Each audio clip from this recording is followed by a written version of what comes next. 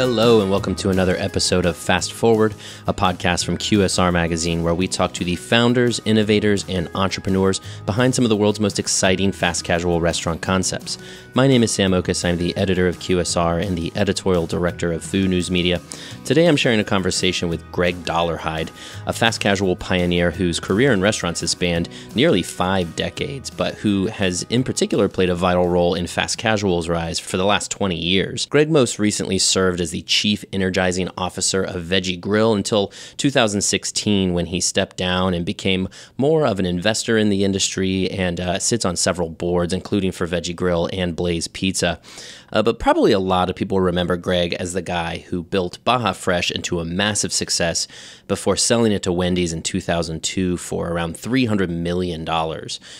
Greg is just a wealth of information. I really enjoy talking to him every time I see him. I wanted to sit down with Greg because his career is just so interesting and has spanned so many different restaurant companies and has included so many lessons along the way that I just feel are really applicable to many in the industry today. We started our conversation kind of walking through Greg's early days in the restaurant industry. He graduated from Cornell's hotel school. He went on to work for TGI Fridays, where he was a CFO when they filed their initial public offering. He went on to work for other companies, including Pizza Hut and Rusty Pelican and Kenny Rogers. But eventually, he knew he needed a change. He sensed an evolution in the restaurant industry, and he also knew that he wanted maybe something a little bit different for his own career. So he went out to the desert to think about it for a while, and eventually that just led him down the path to where he is today. So I'll leave us now in that part of this conversation with Greg Dollarhyde. I decided, I'm done with this. And I went to the desert for 3 days by myself with a legal pad and a bunch of pencils. And I sat in the desert for 3 days and said, what is my next chapter? What do I want to do next? Both with my personal life and what were my interim goals? And, kind of like ask yourself, well, what are you good at? What are you not good at? Let's be honest what you're not good at. And realize I'm not good at starting concepts. Okay? And then what do you like to do? What do you don't like to do? So I knew what I liked to do, and I had a decent idea what I was good at. And what I really felt like I was good at, the best at, is being able to look down the road, see what needed to get done, and assemble the people and the materials and the money and the plan and synthesize the strategy and get people to believe in that strategy and throw in and go build something. Right. And but not want to do it from scratch. It takes too long. If you start thinking about, I'm going to start a restaurant company and I'm going to go public one day, that's like a 15-year adventure. And if you're wrong, you're 15 years into it. So you've gone from 30 to 45. So you have one more, and then you're probably, you're probably done for a while. So I started working with Andrew and Peggy Churning at Panda Express. And at the time, they only had 2 restaurants on the street. All their other restaurants were in malls. Right. And they were in the, food courts, and they were the leader of the food courts. But they weren't doing that well on the street. And so I worked with Andrew and the CFO at the time, helping them with labor models, but also coming across some real opportunities that needed to be addressed, like how they were handling chicken. They were bringing in whole thigh, leg quarters, deboning, deskinning, and turning it into their famous orange chicken. Oh, yeah. And I was like, well, Andrew, if you do this, and you're going to end up on the front page of the wrong newspaper with the wrong article someday. And so you got to change this. And he did, and they've been amazingly successful with what they've done. Absolutely. And they are the true, talk about entrepreneurs in the restaurant business. They're like the poster children. And there's few. I don't think there's anybody more successful than Andrew Peggy Churn. Yeah. But I started to realize that this good food fast is what a lot of us were calling it, was the future. And, or at least there was a huge hole. Because fast food was still fast food, heat lamped, drive-through. You don't want to pay more than $5 for it. And it wasn't really thought of as very healthful. Okay? In fact, it's still thought of that way 30 years later. But more importantly was I could see the casual theme, because I had been in it so long, it was still going to have to keep raising its prices. Real estate's getting more expensive, labor laws were changing, they got rid of tip credit in some states, and that really put a press on labor management and pricing, and so managers were getting more expensive. And there was this gap forming between fast food and casual theme. And there was people that were starting to dabble in it pretty effectively. Panda was one. Boston Chicken, before it was Boston Market, was dabbling in it. There was pizza guys that were kind of dabbling in it. La Salsa was started by Howdy Cabrins in L.A. on Pico and Sepulveda back in 1986 or something. So by the mid 90s, fast casual was starting to become, it wasn't called that then, but it was starting to become, hey, there's a lot here. And what was here was you had a great price point potential because you were well below casual theme, but still above fast food. You could get good real estate. You didn't need drive-through because people weren't expecting drive-through. People weren't expecting delivery, but they really wanted takeout. Right. So you had to have visibility, access, signage, traffic, and all and parking, all the key elements of real estate. If you had that, you had a really good shot at creating the right kind of food. So when Baja Fresh went on the market, and I've been watching it for a couple years, when it came on the market, I got my partner in Hawaii, who was one of the founders of Chart House many years prior, and at an investment banker, and we flew to Westlake Village like in 2 days and said, okay, what can we do? We want this. We want to buy this. And I got into an agreement and bought Baja. And it was just a fantastic opportunity because it fit all the parameters of fast casual. It was no tipping, better environment, food was reasonably fast, but not super fast. You could call ahead if you wanted to do takeout. You had a really clean environment, and the food was fresh and great. And the big catchphrase of the company was, this food can't be made at microwave speed. And we threw everything away every night. All the salsas we made every day, we had them left over, we threw them away. And then pretty soon, one salsa was able to be kept, but it actually turned out to be kind of better the second day, was the hardcore Roja salsa. But anyways, the point is, fresh food, aggressive pricing compared to fast food, but unaggressive compared to casual theme. Right. And all the other benefits of fast casual. So we went right into the face of the gloppy, cheesy Mexican guys like El Torito and the like, and we just murdered them at lunch with price point, speed, freshness, and plus all the salsa you could take. You just go there, take shots of salsa, and so that was really fun to do that concept, and it was very successful. We made a lot of money for our investors. We rolled out very quickly. We went from like 40 restaurants to 280 in 4 years. Wow. And it was, real estate was easier, needless to say, and no real competition in fast casual other than the ones I've already named. Right. And Chipotle had not yet come up. At that time, Chipotle, they had about 15, 20 restaurants. Right. Qdoba had just gotten started. It was pre-McDonald's days for Chipotle. Yeah, exactly. So we kind of knew we were going to be in for a fight when McDonald's bought Chipotle. Yeah. And once I went to a real estate convention called ICSC, and I went there, and they had a humongous booth with like 20 people in Chipotle uniforms with pads taking orders or where they wanted to build the next Chipotle. And I was like, and it was the real estate arm of McDonald's just coming alive. Right. And it was, oh no. I've seen the other side. I've seen it on that corner, and I don't like what's coming. And plus, it was a different concept. They were dish up. They were mission style, out of San Francisco, mission style burrito. And we were, assemble, cooked from scratch, order, pay, and get later. So if you really, sometimes I think it's really good if you're an entrepreneur to stand outside of whatever you have, whatever you've built, and look back at it and say, if I was going to compete with that, what would I do differently to beat that? Okay. And of all the things Chipotle did, it was the mission style lineup. That was the thing that scared me the most. Interesting. Yeah, because fast forward to Veggie Grill days, when if you ask somebody, well, if there wasn't a Veggie Grill in your trade area today for lunch, where would you have gone? They answered, usually the top three were Chipotle, Subway, or Whole Foods.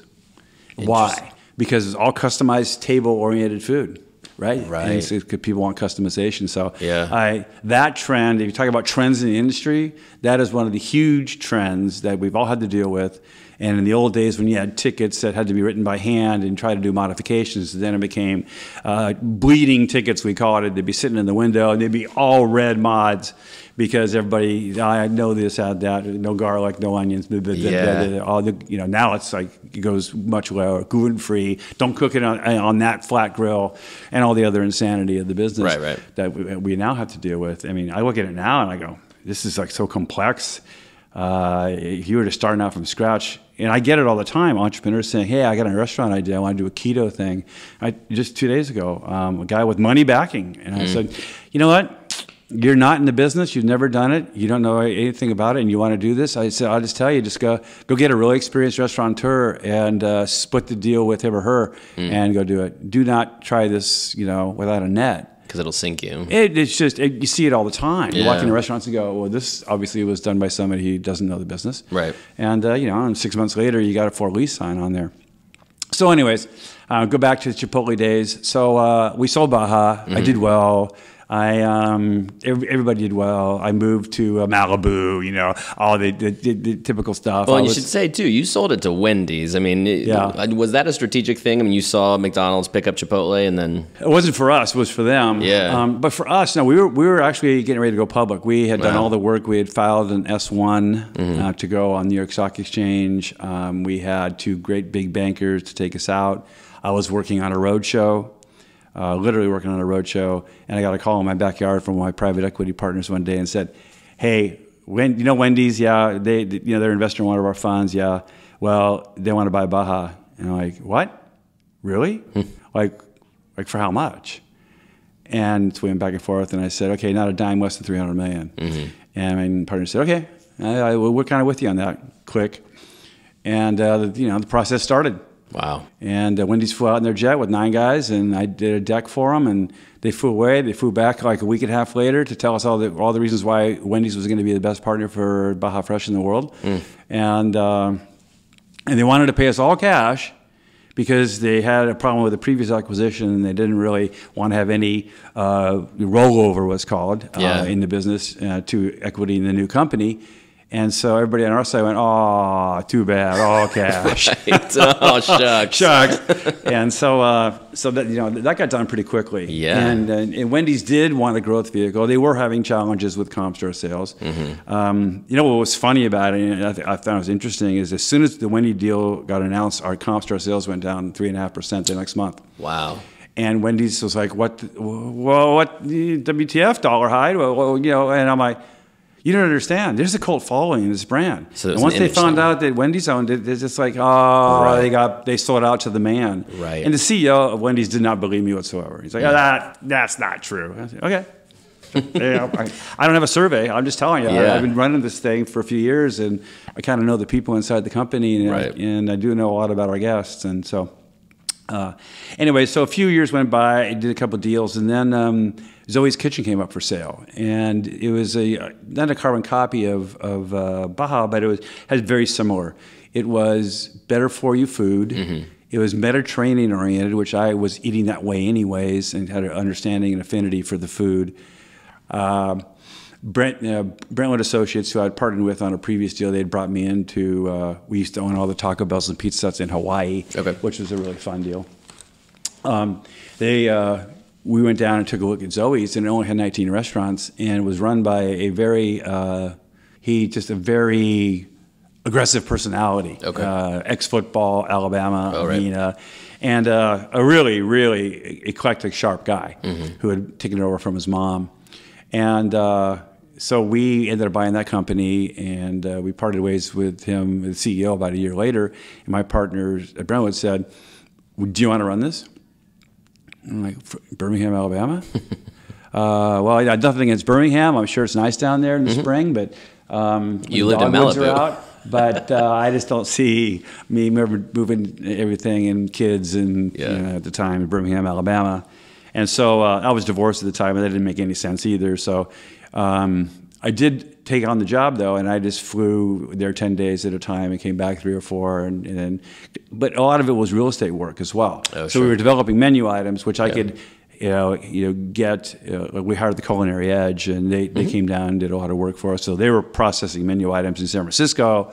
The team was doing trainings in Birmingham. We had a small franchise group. I was doing real estate development for the most part, and going out So I spent a lot of time on the road to get that deal done. But it was a fantastic concept for the South. It was bringing literally, in a lot of ways, health food to the South.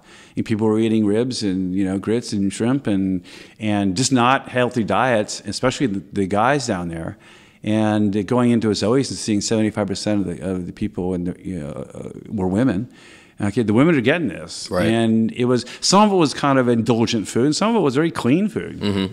Like there's this sandwich called the Gruben that is being sold today on American Airlines. Oh yeah, that's and right. it was a grilled turkey with a very fresh slaw.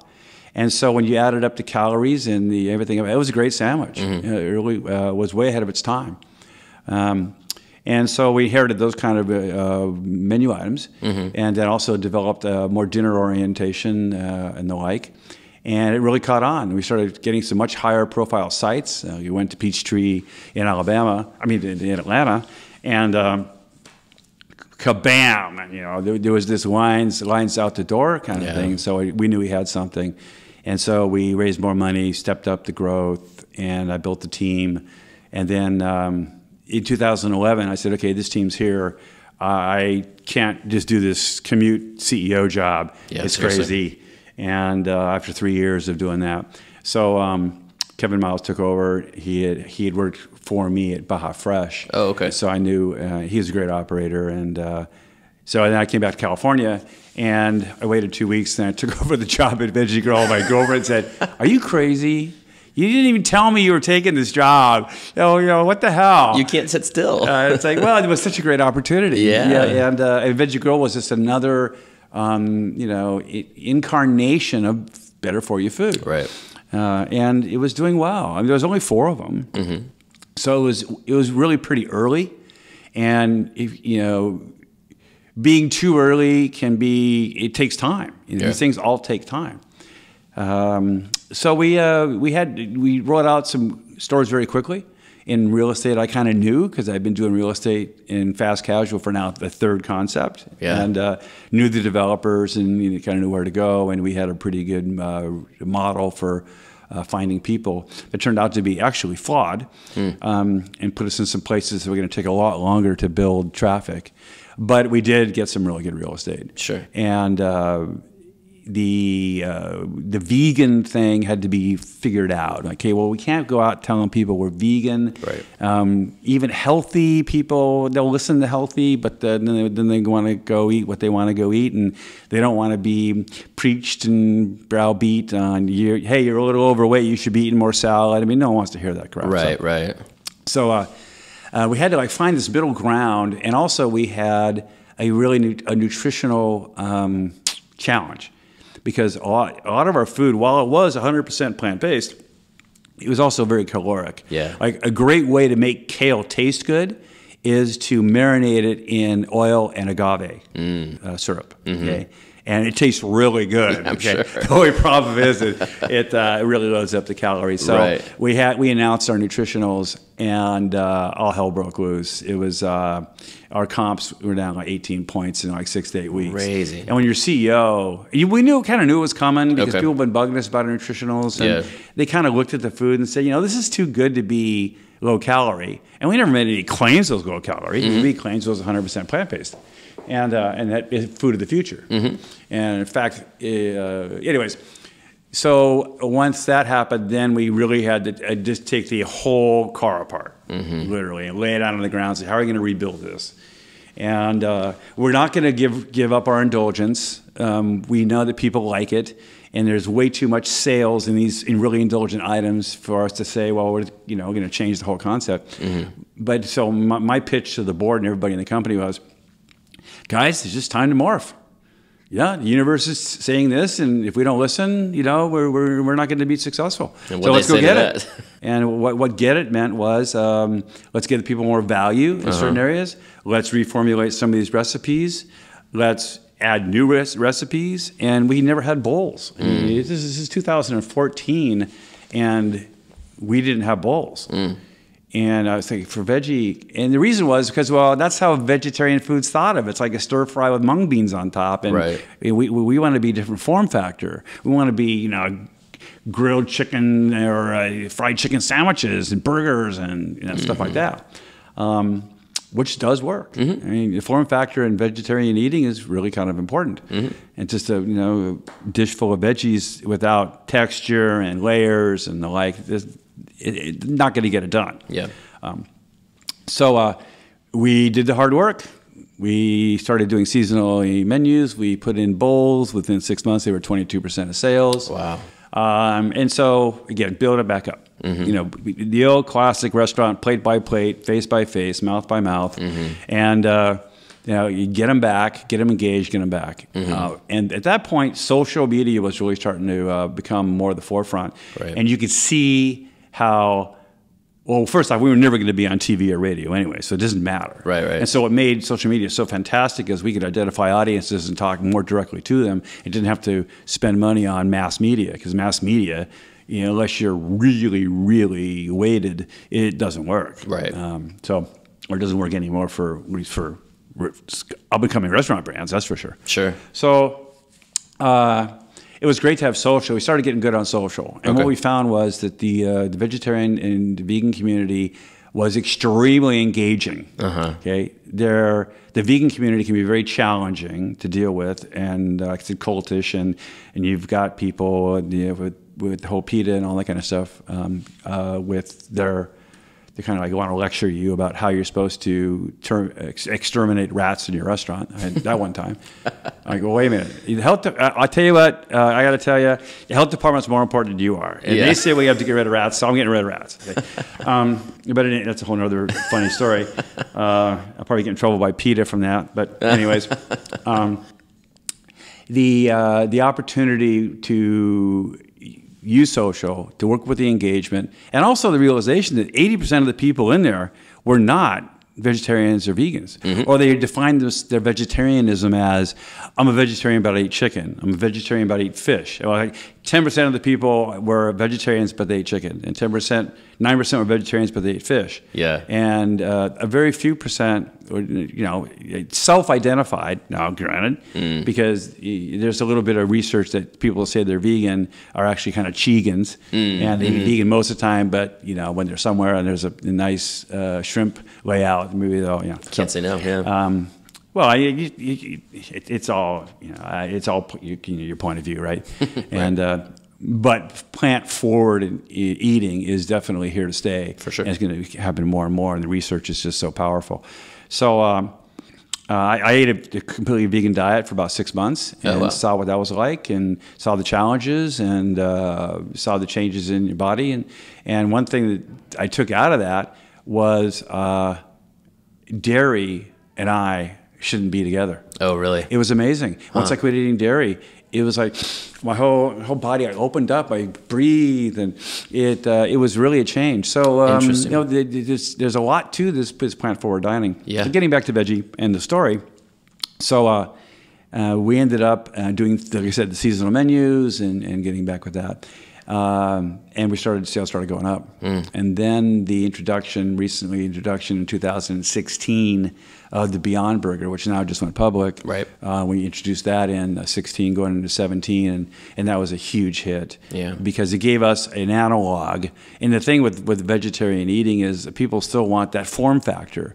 Like there's a woman in Match Meats who creates this crab patty. It tastes like, it's fantastic. It tastes like a crab, like a crab cake. Crab cake, sorry, crab cake. And we use that in other ways. And so these people are developing these goods, and they're getting really good at it. Like gluten-free and vegan cakes, and our carrot cake now has always been completely vegan, but it's much easier to make than it used to be, and it just goes on. The manufacturers are really getting much better in this space, so it's exactly the right time for that to happen, because labor's going so nuts as a restaurateur that and the food's very stable. Like if you get a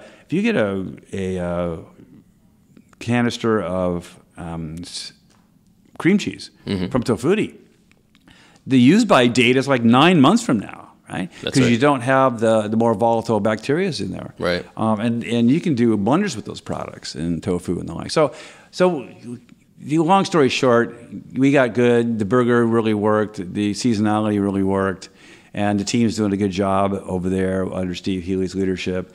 And, comp store sales were up 20% a year and a half ago. And the chain averages 2.2 million in fast casual, which is the high end of the range, like Chipotle. Yeah, absolutely. So it's very stable, making good money, growing, going to the East Coast, and so I'm very happy. I'm still on the board of that company. I have a big investment in Veggie.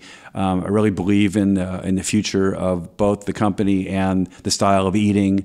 I think people around me would say, Greg, I've seen you just continually change your diet over these decades. And, I keep my weight down. I feel great. I have good mental acuity.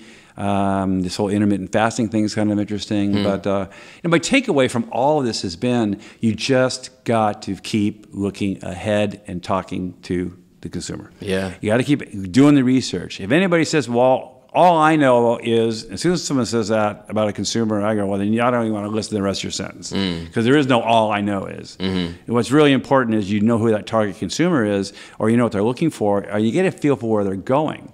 And the millennials have been kind of a curveball because they will say, I want short ingredient list, and then, but I will have the double baconator, 1,200, 1,400 calories, 62 saturated fat grams, and I'll do that too. You're young, you got to live forever. You can eat that way, right? So, but there's definitely some. The millennials are bringing some great challenges and opportunities to the business. Clearly, delivery has been taken the cover off the ball at some restaurant chains, and has buried others. In lack of competition. And it was a challenge we had at Zoes because we were so suburban oriented that creating in the earlier days of delivery a delivery proposition that was going to be powerful enough was challenging. But for urban, everybody's used to it, right? Sure. And now that's changing too. Now people in heavy suburbs are like, well, why can't I have Grubhub too? Right. Or DoorDash or Postmates, and so that's changing. Sure. But it's a definite margin killer in the restaurant business unless you figure out how to plan around it, and a lot of us in the business are figuring that out. Yeah. With pricing and exclusivities, and certain items don't go on delivery, and how to manage the drivers. And so there's some big themes. Women coming into the workforce in the 70s was a big driver of comp store sales in the restaurant business. Oh, sure. Right? And women weren't in the workforce after World War II. They were, they were staying at home with the traditional more methods. And then as they came into the workforce in World War II, and they go, we can work too. And then they college education and college enrollments, and now more women than men in college. But back then, it was just all coming. So women in the workforce, time crunch, we used to call it, time deserts, or, time-starved people. Convenience becoming really important. A lot of competition, so you really have to be good. Nowadays, manufacturers are so good that you can get in the restaurant business using manufactured products, and the game is up. The state of play is much higher. And so to break through in that clutter out there is tougher and tougher, because anybody can take a great bag of pre-cut lettuce and open it up and throw a dressing on it and have a salad. So what's that salad worth? Is it worth $6, $8, $12? Sure. It's like, so the state of play is up. Yeah. And you have to bring everything. You got to bring the whole game. You Right. have to bring consumer connection. You've got to bring convenience. You have to bring price value. You have to bring layers of flavor. You have to bring innovation, and you have to do it continually. Yeah. You have a knack for building brands, but obviously you have also a knack for being able to identify winners. I mean, you've placed bets on very successful brands. That comes from following what you've just said, is following that sort of consumer demand and what they want. But in this industry, doesn't that also change all the time? I mean, when you think about the trends that come and go, let's just use poke, not to poke on poke, but pick on poke, but that's something that like a bunch of people jumped in because they saw the consumer demand for it. Sure. But There's also, it's probably fairly limited demand, and it's probably very limited to where you can take that brand. So identifying what consumers want is one thing, but identifying what lasts and what is sort of that seismic change over time is something else. Well, it's also, what's your secret? Like back like 20, 30 years ago, there's a woman named Faith Popcorn, and she was a kind of prognosticator and seer and futurist, and she said, "Oh, cocooning is going to be the new thing. Cocooning is about cocooning." And what was cocooning? Well, it's the same thing as Hygge from the Scandinavian, right? It just means, cozy up with some friends, eat some food, hang out. And that was coming and was happening. Okay, well, it's happening again. Okay, this time it's happening with Netflix and delivered pizza. So that's the trend that's happened again, and it's not going to go away. It's like now a complete part of the culture is, cozying up, getting a growler, right? Netflix and chill. Yeah, Netflix and chill with some buds or some your kids or whatever else, your spouse. So the things that I always find fascinating and silly is like the gourmet burger. And I think we're on our fourth cycle of the better burger. I think you're right. Yeah. Right, and because that's what Ground Round and all those guys and Flaky Jakes and Fuddruckers and names that have come and gone or struggling somewhere, and someone's paying a royalty to somebody. Is come back again, and that's what becomes amusing. Yeah. When you look at seafood like poke, well, just remind yourself that people only eat in the United States about 16 pounds of fish a year, compared to like 90 pounds of chicken, 60, 70 pounds of beef, 15 to 16 pounds of fish a year, the average American, and most of that's going to be fried shrimp. Right. Okay. Yeah. So, and oysters, but mainly fried shrimp, and then the fin fishes. So for poke to weave its way into the American diet and be a successful national chain is just low odds. And then when you look at these things, you have to say, not only is the food really good, what competitive advantage do I have, do I really understand the target consumer, is what's the back end look like? Well, what do you do? Well, now I have 22 poke restaurants. Who do I sell it to? Who's going to buy 22 poke restaurants or whatever? Nobody. Right. Okay? And the big guys will crush you. And my best example on poke is when I went to downtown LA Whole Foods and they had a pop-up poke station. Oh, sure. Right? That's when you know it's made it. Exactly. I mean, they're buying seafood, by the ton. And, and you're going to go over there at poke for a less price per pound with more variety than the poke guys are going to do. And I had a chance to invest in one. And I said, guys, it's just not, I'm sorry. That's not going to be what the future looks like. I have made an investment, early stage investment in a company called Starbird Chicken in the Bay Area. That is really, it's premium fast food. Yep. It's not fast casual, it's premium fast food. And the concept was developed by a great group of chefs and innovators in our industry who are thought leaders as well as great chefs. So to me, it was like, okay, people are eating lots of chicken. Chicken consumption still goes up. People like fried chicken. This is a brined, gluten-free chicken. It has great form factor. And also you can do tender boxes. Kids love it, families love it, millennials love it. Who doesn't like fried chicken? Right. And now you can have it done with chef-made sauces like wasabi aioli and things like that just aren't going to be coming out of Chick-fil-A anytime soon.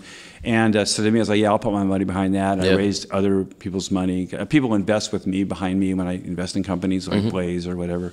And so I raised money to invest with me on Starbird as well, because I think there's a real good niche there. So is the secret then finding something that reaches as broad a consumer base as possible without being too novel? Or can you succeed with something that is a little bit more novel, do you think? I think you still have to have your consumer base. You have to know who you're going after. And now there's some really good algorithms and databases that you can target. But first you have to get a store open. I can line up 2,000 people and give them a deck and say, would you eat at this restaurant? And let's say 70% of them say, yeah, I'll eat there. Oh, good. Well, give me your psychographic, demographic information, the ones of you that said yes. And they may never come to the restaurant. So you have to open one, and you got to play with it. And that is the way it gets done in the restaurant business. I mean, it isn't like you Marriott sitting down and saying, we're going to develop Courtyard. and they hired a bunch of consultants and did it really in conference rooms. And they still had to build one to see what the average person thought, but they had the game stacked in their favor. I think that the landscape is littered with larger companies that have tried new concepts that have gone nowhere. I mean, how many can you name? They're all over the place. Well, let's go back to Baja Fresh, and the Wendy's acquiring Baja Fresh, McDonald's acquiring Chipotle, Jack in the Box getting Qdoba. Yeah. Eventually, those all led to exits of those fast casual brands from the other company. Yeah. What went wrong, do you think, with all that? Well, I don't want to make enemies. I can say that I would just say that generally speaking, the entrepreneurial spirit leaves, and then the corporate thinking starts taking over. The innovation in the food tends to come back and go away, I should say. The belief, like in one example, I had all of the franchisees were monitored by a heavy QC group that would literally fly around the country and surprise visit. I don't believe in secret shoppers. All you secret shoppers out there, I don't believe that you can get results. Yeah. You can certainly do secret shops, but it doesn't correlate to comp store sales. Oh, sure, yeah. So having my QC group, who I really trusted, go in and spend either 1 or 5 hours there, whatever was needed, to either right the ship or give attaboys, was the way to do it. And when the big company took over, or in a cost-cutting move, that all got wiped out. So, franchisees, unsupervised, will start cutting corners. They won't throw the salsa away at night, like they're supposed to, and all that stuff. And then the customers start noticing. Then they'll buy a lower cut of meat, which was happening. So that happened in one of the companies. But generally speaking, there's just something about a man or a woman at the head of a restaurant company with the soul of that company that they build or understand deeply, that they can make something really magical happen. Or someone like a Brian Nichol comes in, or Patrick Doyle comes in with just a shake-up attitude. Okay, like when Doyle came into Domino's and said, "Hey, you know what? Our pizza really sucks. Okay, and we know it, and the stock's at $7, and we're going to fix that.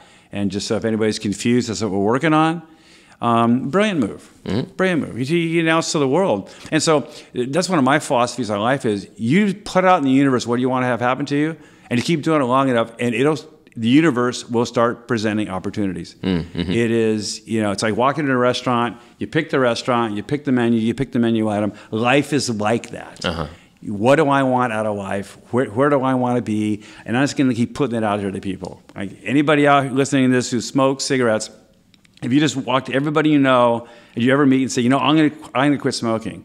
And whatever you can do to support me to quit smoking, I want you to help support me in quitting smoking. And you say that to everybody you know, I guarantee you within a year you won't smoke. Because you've put it out in the universe enough that you're going to get the feedback of, you shouldn't smoke, dude. Yeah, really. Wow. And so it's something that simple to, I want to be rich. Well, what I want to be rich is way too broad-based. Everybody wants to be rich, or they think they do, right? No, the universe doesn't work like that. Right.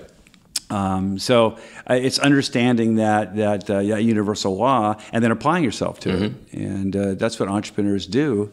And they can be, corporate entrepreneurs. And again, there's a number of them. Or this can be just really good leaders, like Joe Lowe. He's just a really good leader. And Greg Creed is just really good. But they've had years and years and years of working through the business and synthesizing the information and watching the consumer and taking on these big systems, which I never really wanted to ever do. I never wanted to run a big system. I really like the hockey stick of 30 to 300. That's my favorite spot, and it also pays well. Yeah, sure. If you do it right. So the industry really has to have that kind of energy in its leadership. Yeah. Well, talking about the industry, as a whole, where it's going in the future, sort of what the position is today. We were talking yesterday about, the idea of pricing and talking about casual dining, some of the challenges that fast casual might be facing, and you see some potential in casual dining having, coming back up here in the next couple of years maybe. Thinking specifically about fast casual though, I mean, what are the headwinds facing this industry? Where do you see it going in the next couple of years? Saturation is one of the first ones. Second, a lot of the Me Too-isms. There's going to be a number during the next recession, which will, whether it happens in the overall economy, it'll happen in the restaurant business. It always does. There's real estate cycles. Now the labor cycle. There might be a food cycle. Who knows? But these cycles come and hit hard, and then the disadvantaged players sort of melt away. And during that period of time, there's a chance to make money on the short side as these things start to crumble, or they just don't change fast enough. Yeah. But where I see in fast casual, the rebound of Chipotle is kind of interesting, right? They didn't really change dramatically, but they flipped a lot of dials that needed flipping. Right? They enhanced. Yeah, and they had the penetration. So I don't think it's going to be that easy to have a national fast casual chain from here on out. Interesting. Okay, I mean, like Blaze and Mod in the pizza segment are they'll probably get there. Okay, and I'm a big believer that Blaze has the product to get there, but like you say, the headwinds are real estate's too expensive, labor is too high, you can't get the price, you can't differentiate the product enough now. The segment is saturated. There's a lot of $12 hamburgers out there in fast casual, and just the break-evens are going up. It's just the raw financial reality is the break-even are going up, and as soon as sales start dropping a little, it's a 60% negative flow-through. So if you're doing $1.3 million in fast casual, you think you're doing well. All of a sudden, you do $1.15 million, you're going to be $80,000 negative from year to year. And if you're levered, that's an ugly picture, and and if you're paying royalties on top of it, so you really got to be with the leaders that are keeping the comps up, that are staying tight with the consumer and their target audience, and then innovating. So all of that said, last question.